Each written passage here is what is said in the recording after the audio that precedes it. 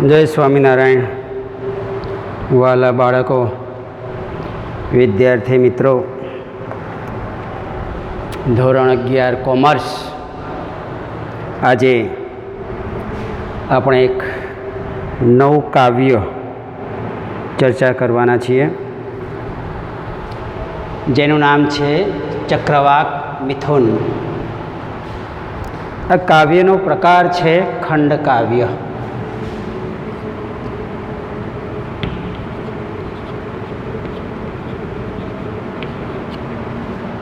ગુજરાતી ભાષામાં પદ્ય સાહિત્ય રચાયું. એ પદ્ય સાહિત્યના અનેક પ્રકાર છે.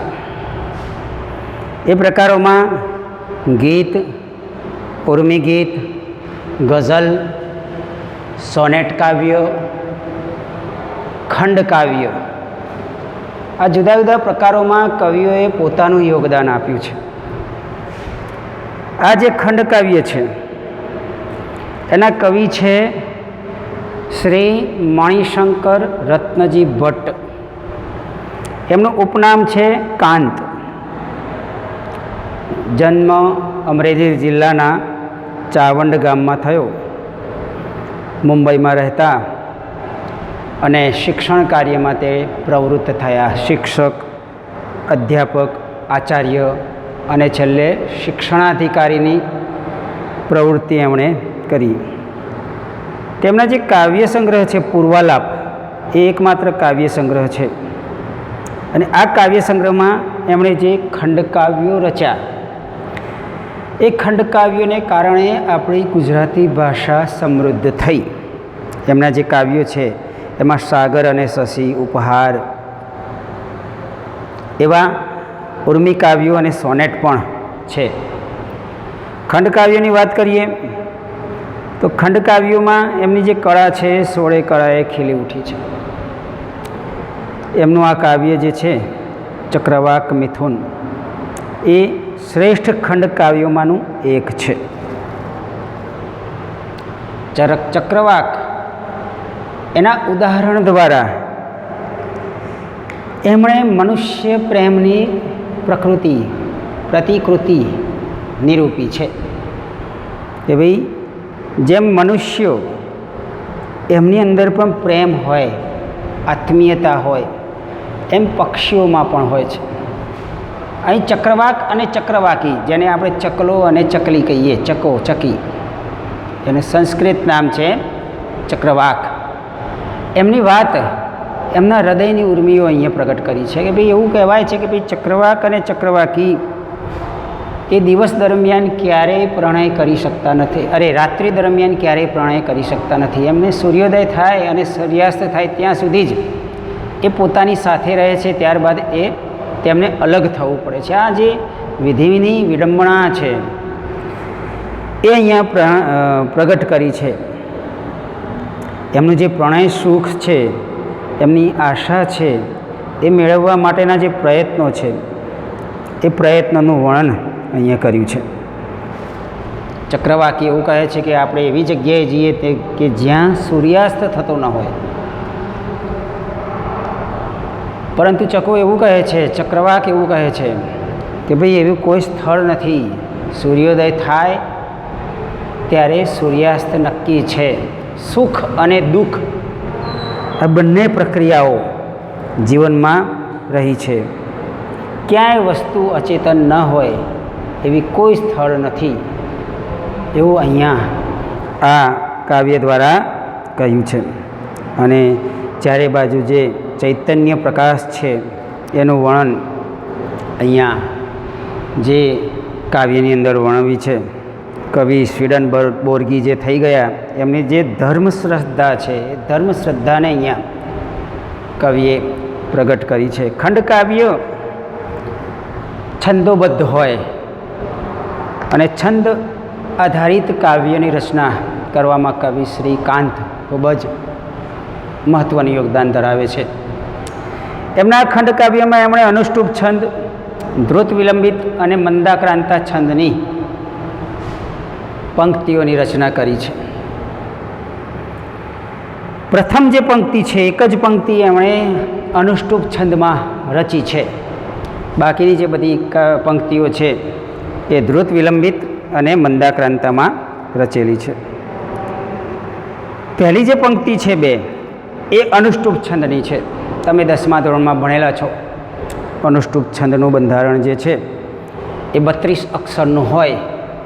ઉપરની જે પંક્તિ છે પ્રથમ પંક્તિ એ 16 અક્ષરની અને પછીની બીજી 16 અક્ષરની, એમ 32 અક્ષર હોય. ગીતા જે ભગવાન કૃષ્ણએ રચી છે ગીતા, એ ગીતા પણ અનુષ્ટુપ છંદમાં રચાયેલી છે. આ પંક્તિઓને ગાવાનો પ્રયત્ન કરવાનો છે. હું ગાઈશ, 1-2 પંક્તિઓ ગાઈશ, એક ઉદાહરણ ગાઈશ, અને એ રીતે તમારે વિદ્યાર્થીઓએ પણ આખું કાવ્ય ગાવાનો પ્રયત્ન કરવાનો છે. કારણ કે કાવ્ય જો ગાઈ શકાતું હોય તો જ એનો ભાવાર્થ આપણે પામી શકીએ. અહીં સુંદર મજાનું આ ચક્રવાક મિથુન કાવ્ય છે. તમે અનુષ્ટુપ છંદ તો સાંભળેલો જ હશે. અભ્યુત્થાનમ અધર્મસ્ય ગ્લાનિર્ભવતિ ભારત, એમ પ્રસરીરહી ચોપાશ શાખાઓ શૈલ્યરાજની, ન જણાય જશે કેવી સંધ્યાએ મધ્ય આજની. ફરીથી અનુષ્ટુપ છંદ. પ્રસરીરહી ચોપાસ શાખાઓ શૈલ્યરાજની, ન જણાય જશે કેવી સંધ્યા એ મધ્ય આજની. એના પછીની જે પંક્તિઓ છે એ ધ્રુત વિલંબિત પંક્તિઓ છે. ધ્રુત વિલંબિત છંદ 12 અક્ષરનું આ ચરણ હોય છે અને એનું જે બંધારણ છે ન ભ ભ ર, એ બંધારણ તમે 10મા ધોરણમાં શીખેલા છો. ન ભ ભ ર, અને એ બંધારણને આધારે ધ્રુત વિલંબિત છંદ જે છે અહીંયા સુંદર અક્ષરે પ્રયોજેલો છે. ગાવાનો પ્રયત્ન કરીશું. ધ્રુત વિલંબિત આ રીતે ગવાય. સરિતાના જલ કૃષ્ણ જરા થયા, કિરણ સૂર્ય તણા શિખરે ગયા, સભયનાથ પ્રિયા હૃદય ધરે, વિરહ સંભવ આકુલતા કરે. ફરીથી આનો રાગ સમજાવીશું. ધ્રુત વિલંબિત છંદ 12 અક્ષરના હોય. જુઓ, શરૂઆતની જે પહેલી પંક્તિ છે સરિતાના જલકૃષ્ણ જરા થયા, એમાં 12 અક્ષર છે. સરિતાના જલકૃષ્ણ જરા થયા, કિરણ સૂર્ય તણા શિખરે ગયા, સભયનાથ પ્રિયા હૃદય ધરે, વિરહ સંભવ આકુલતા કરે. એના પછીની જે પંક્તિઓ છે એ મંદાક્રાંતા છંદની છે. 17 અક્ષરનો છંદ. એક મંદાક્રાંતા, બીજો પૃથ્વી છંદ પણ 17 અક્ષરનો આવે છે. પણ એમાં યતિ જે છે, યતિના સ્થાનને આધારે આ છંદ શિખરણી, પૃથ્વી, મંદાક્રાંતા એ 17 અક્ષરના હોય છે. મંદાક્રાંતા જે છંદ છે એનું બંધારણ મભન તત ગાગા, આ બંધારણને આધારે આ છંદ રચાયેલો છે. મંદાક્રાંતા એટલે શું? મંદ આક્રાંતા, આક્રાંત એટલે રડવું, મંદ એટલે ધીમે ધીમે. કોઈ ધીમે ધીમે રડતા રડતા પોતાની આપવીતી, પોતાની વાત પ્રગટ કરતું હોય ને, એવો ઢાળ આ છંદનો છે. અને એટલે જ એને મંદાક્રાંતા છંદ તરીકે ઓળખાય છે. એને પણ ગાવાનો આપણે પ્રયત્ન કરીશું. ઝાંખા ભૂરા ઘેરી ઉપરના, એકથી એક શૃંગ, વર્ષાકાલે જલધિ જલના, હોય જાણે તરંગ, પાસે સામે તમ પ્રસરતા એક ઉદ્ગ્રીવ જોય, ભેરો શ્યામા પણ નયનમાં આવતું અશ્રુલોય. આ રીતે મંદાક્રાંતા છંદ ગાવાનો પ્રયત્ન થાય. એ જ રીતે આગળની બધી પંક્તિઓ છે, એક મંદાક્રાંતા, એક ધ્રુત વિલંબિત, પછી મંદાક્રાંતા, પછી ધ્રુત વિલંબિત, એમ કરતાં કરતાં આખું ખંડકાવ્ય પૂરું થાય છે. ફક્ત પ્રથમ બે પંક્તિઓ જ અનુષ્ટુપ છંદની છે. આપણે આ કાવ્યની ચર્ચા કરીશું. મોટાભાગે મૂળ સંસ્કૃત શબ્દમાંથી શબ્દો લીધા છે, એટલે એનો અર્થ જાણવા જરૂરી છે. પહેલી બે પંક્તિઓ છે જે અનુષ્ટુપ છંદની છે. એમાં લખ્યું છે, પ્રસરી રહી ચોપાસ શાખાઓ શૈલ્યજાજની, ન જણાય જશે કેવી સંધ્યાએ મધ્ય આજની. પ્રસરી રહી, પ્રસરી એટલે અહીં લખ્યું છે, એનો અર્થ થાય ફેલાઈ. પ્રસરી રહી ચોપાસ શાખાઓ શૈલ્યરાજની.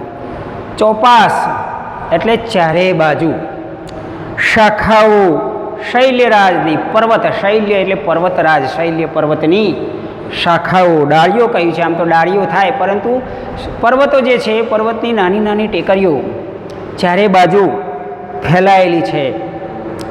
પ્રસરી રહી ચોપાસ શૈલ્યરાજની શાખાઓ, કે ભાઈ ચારે બાજુ આ પર્વતરાજ છે, એની શાખાઓ, એની ટેકરીઓ, એની ટોચ, એના શિખરો ચારે બાજુ ફેલાયેલા છે. આ કુદરતી સૌંદર્યની વાત કરી છે. જેમ કવિ કલાપીએ સવારનું વર્ણન કર્યું છે કે ઉગે છે સુરખી ભરી રવિ મૃદુ હેમંતનો પૂર્વમાં, ભૂરું છે નભ સ્વચ્છ સ્વચ્છ દિશતી નથી એકે વાદળી, ઠંડો હિમ ભર્યો વહે અનિલશો ઉત્સાહને પ્રેરતો, જે ઉત્સાહ ભરી દિશે શુક ઉડી ગાતા મીઠા ગીતડા. કુદરતી વાતાવરણ જે છે, પ્રકૃતિનું સૌંદર્ય છે, એની વાત કરી છે. પણ અહીંયા કંઈક અલગ જ વાત છે. અહીં પ્રકૃતિનું દર્શન કરાવ્યું છે, પણ અહીંયા ભય છે, દુઃખ છે, ડર છે. અહીંયા એવું વર્ણન કર્યું કે ભાઈ ચારે બાજુ પર્વતની, શૈલ્યરાજની શાખાઓ ચારે બાજુ પ્રસરી રહી છે અને ભય સતાવે છે. કયો કે ન જાણે જશે કેવી સંધ્યાએ મધ્ય આજની. સંધ્યા એટલે સાંજ, કે ભાઈ નથી જણાતું, ખબર નથી આજે કે આજની સાંજ પડશે ને મધ્યરાત્રિનો સમય થશે, ત્યારે એ સમય કેવી રીતે પસાર થશે, એવો ભય અહીંયા ચક્રવાકીને સતાવ્યા કરે છે.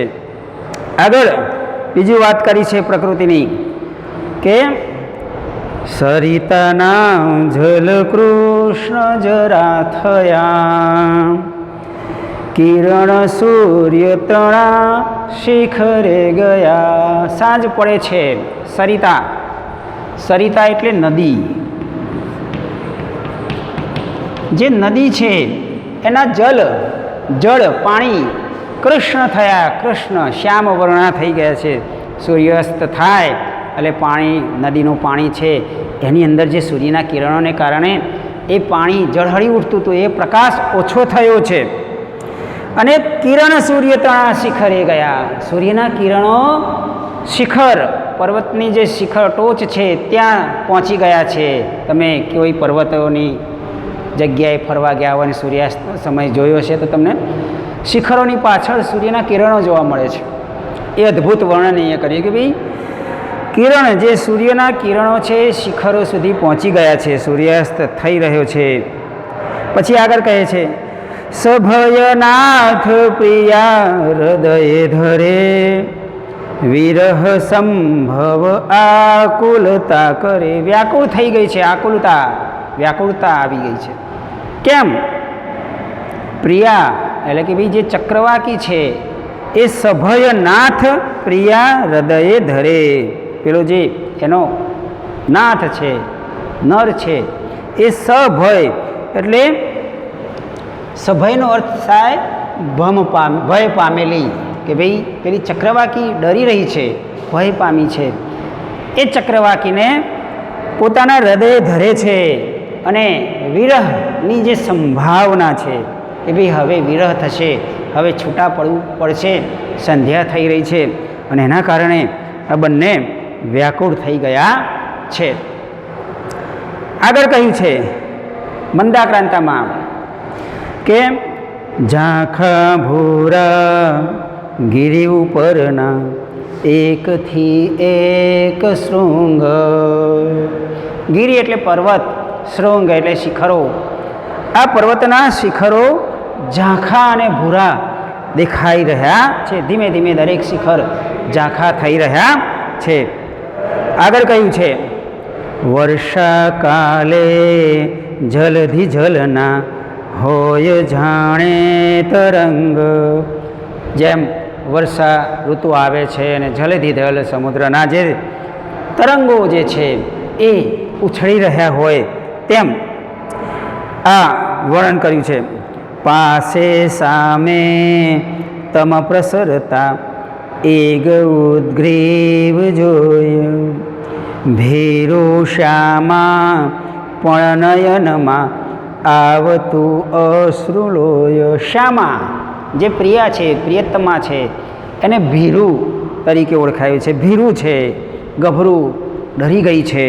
કહે છે કે ભાઈ પાસે સામે તમ પ્રસરતા એક ઉદ્ગ્રીવ જોઈએ.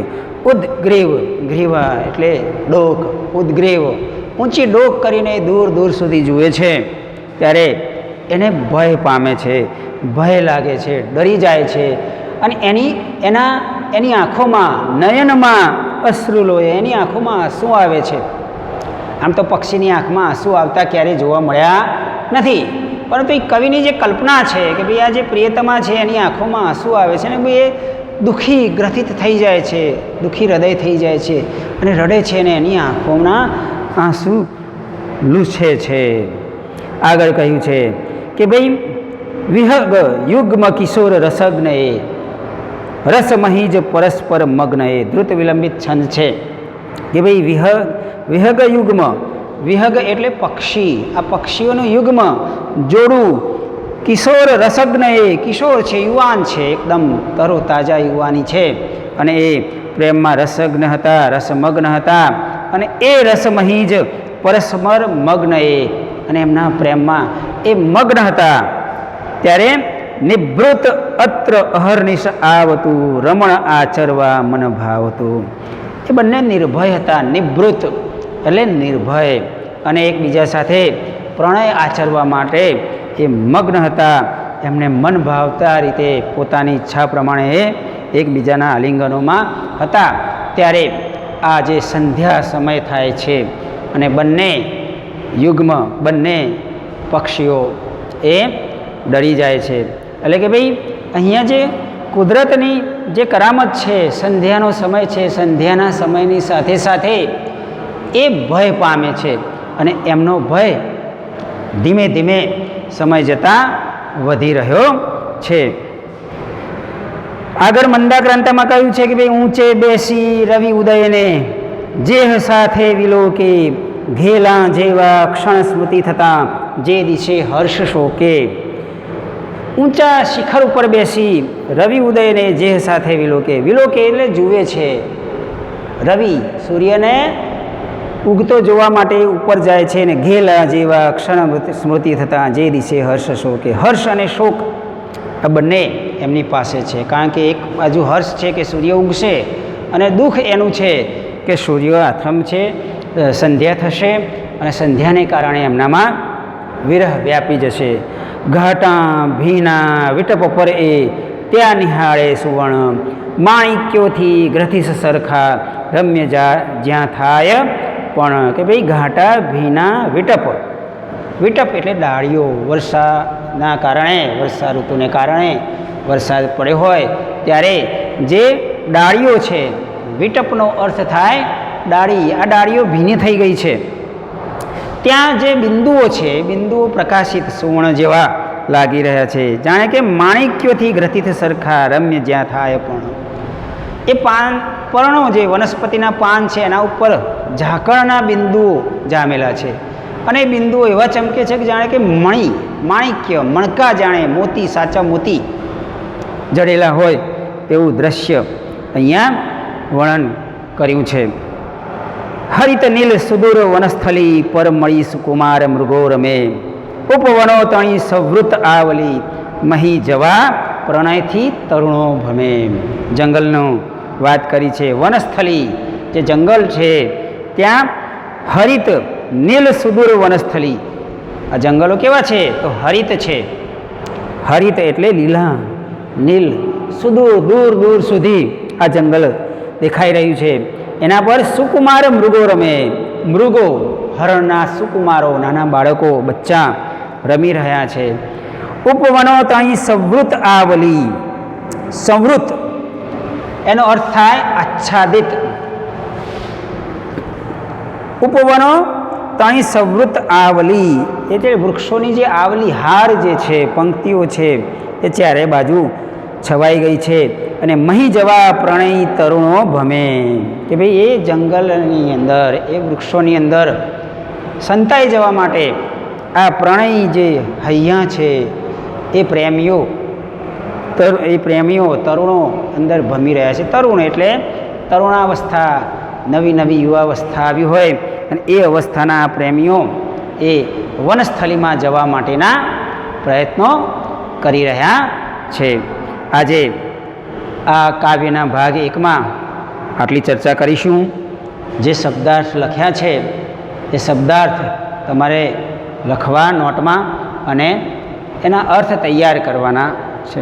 અને કાવ્યના જે રાગ શીખવાડ્યો મેં, ત્રણેય પંક્તિઓના જે રાગ આપણે જોયા, અનુષ્ટુપ, બંદાક્રાંતા અને ધ્રુત વિલંબિત, એ રાગને આધારે સંપૂર્ણ ખંડ કાવ્ય ગાવાનો પ્રયત્ન કરવો. જય સ્વામિનારાયણ.